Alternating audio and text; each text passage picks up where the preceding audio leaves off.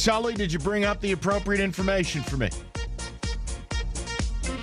Stan continues to talk and moan about tanking as if his way's better. So go ahead. Number one picks will go year by year just quickly to prove a point that, no, a transcendental player is not there every year. However, you give yourself a 3-year period, you forcibly and purposefully do what Philly did, you're going to land yourself a superstar. David insisted on doing this. He's very passionate about this. He pulled it up, so I want to give him the microphone for this one.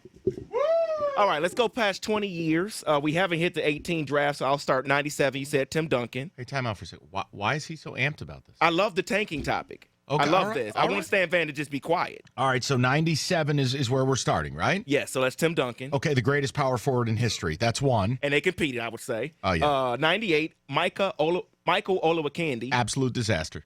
Who was 2 that year? I don't know. I just have number 1 pick Okay, here. well then, forget it.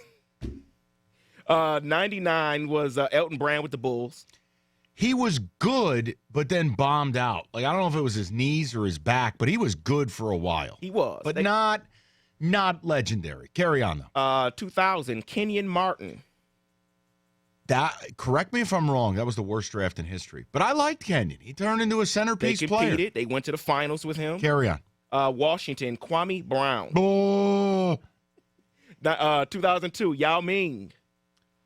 I have no issue with it. That dude, health destroyed his career. Yeah. Then you have LeBron James. One of the top 5 ever. Dwight Howard. Oh, am I torn on him? What did you just say? Dwight Howard statistically is a Hall of Famer. He's not been great the past few years, but his stats, right. he was so dominant for so long. You know what? Here's what we need to do. It's not about drafting a Hall of Famer.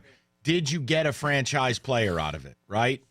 He was a franchise player. As much as I hated him, he was a franchise player. Swing it back to David. Let's trade the baton here. Oh, this is great. Andrew Bogut. Disaster. Andrea Bargnani. Disaster. In 06. 07, of course, Greg Oden. Yikes. Durant was 2. They screwed up the pick. Now, here's an interesting one in 08, because he was a franchise player. Derrick Rose. Yeah, injuries destroyed him. 2009, Blake Griffin. Franchise player. To be fair, franchise player. In 2010, John Wall, of course. Franchise player. 2011, Kyrie Irving. Franchise player. 2012, Anthony Davis. Legendary. 2013, Anthony Bennett. Worst pick in history. Yep. Who was 2? That year, it would have been I just want to know. Victor Oladipo, followed by Otto Porter, Cody Zeller. Not a good top 4. Carry on. I mean, Oladipo's good, but I'm not ready to call him a franchise player. He's had one outstanding season here in Indiana. Andrew Wiggins, 2014. Watched him last night. I got to tell you something. Oh, man. I don't like him. Couple of clutch free throws. Yeah, I know, but I don't. He hasn't developed. He's good, but not. And they pay him an awful lot of money. Go ahead. Karl Anthony Towns. Stud. Ben Simmons. Stud. And the guy who scored a triple-double last night, Markelle Fultz. I mean, I don't know. I think outside of a couple rough years there in the early 2000s, it's point proven. And that's only using the number ones. That's not even going like, hey, just consistently get in the top 5. You should be able to get yourself what you need. Thank you, guys. And David, thank you for your enthusiasm. Yeah. Let's go to the people. Go to Cedric. He's out in Novi. He's up next. What's up, Cedric? Look, man, I totally disagree. Stan was right. Look, tanking is basically worthless. You all just kind of proved it with your little survey and reading off these guys. You said it yourself that it's going to take years and years to actually get a team. So just think of all the money you lose when you're tanking because you can't get nobody in the seats. Now, you're probably going to say you're going to gain money by finally getting a good player or 2 or 3 good players, but the problem is you might not get good players. You might tank for nothing. Yeah, and you also, Cedric, you also might get hit by a bus when you go home tonight. You can't say that. Come on, Mike. Now, you know better than to talk like that. Now, come on, Mike. Cedric, I'm just saying. Here, I could get Cedric, I'm sorry. Come on, man. Cedric, I'll use a better example. I could get hit by a bus tonight. My point is, you can't use organizational ineptitude as the defense mechanism. You've got to believe that if I hire Cedric and Novi to be my player personnel man, I've got to believe that Cedric is going to get me the players I need. Otherwise, it doesn't matter where we draft, right? Doesn't matter where Stan drafts. He drafts bad players. The simple solution is to rotate the teams that get the better chance of picking players, period. You got to rotate teams. Explain. Even if, let's say even if Golden State or whoever wins the championship this year, right? Mm-hmm. If they fall into place where they actually can get the top 3, top 5 picks, so be it. But you rotate it. I think tanking is crap, and it makes the NBA garbage. Okay, time out. Let me ask you this. You're a Pistons fan? Definitely. So you enjoy the way they're doing it? Not at all. I hate it. But that's why I think it needs to rotate. Yeah, but wait a second. Hold on. Isn't your job, Cedric, I'm fascinated by this now. This next question is going to determine whether you and I are friends. Ready?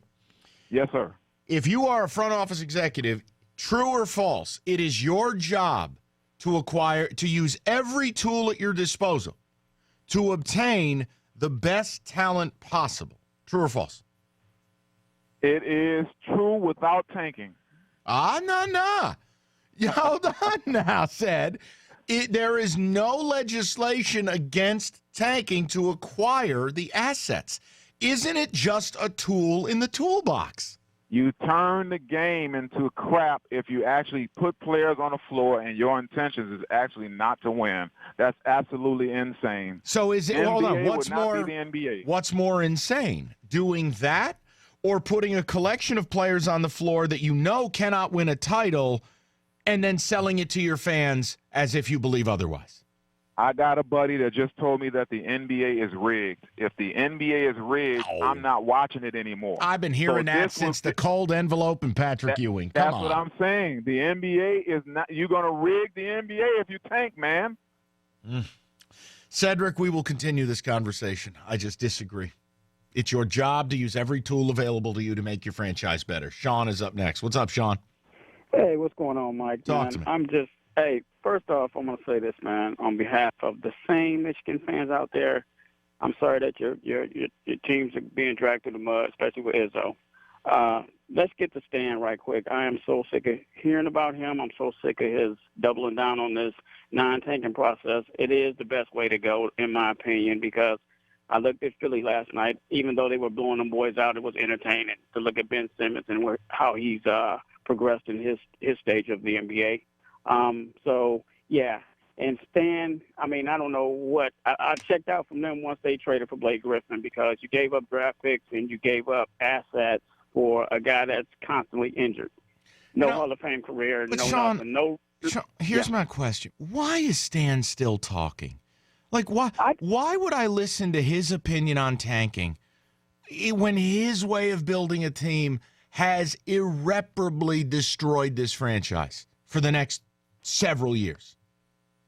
Yeah, and I'm going to go off base here. I work in the maintenance department, and, you know, when you're a regional maintenance supervisor or something like that, and you go and look at my properties and this, that, and the other, and you say, well, hell, this is how it's supposed to be. But if you look at my properties and they look like trash, you can't follow me. And it's the same thing with him. He needs to just shut up because what have you put on the court? We're going to be paying $200 to look at what? It's going to be – LCA is going to have the biggest echo, and it's going to sound like a basketball practice gym next year. And good luck hiding them seats. Well, I mean, the seat covers are lovely. I mean, beautiful. So is the concourse. Roberto loves the concourse. He did a real merry-go-round tour. He was charting establishments. Didn't see him the whole game. He was up there so much. That was tough. Very tough. He had a good time up there. Collecting straws. He thought it was beautiful. When the IRS tells you owe them money, they mean business. They're going to harass you until they get what they want. If you're part of the growing number of Americans who have trouble paying your taxes or getting out of IRS debt, you got to call Abraham and Rose. They're tax lawyers. Jerry Maurice, local guys, been in business for years. Jerry used to work for the IRS. He knows all the ins and outs. They're going to work with you on a plan, keep you out of trouble, get the IRS off your back. CPAs are lovely, but you need tax lawyers here. So let's just get to work. Call now, 248-539-5040. That's 248-539-5040. Or simply go online to AbrahamandRose.com.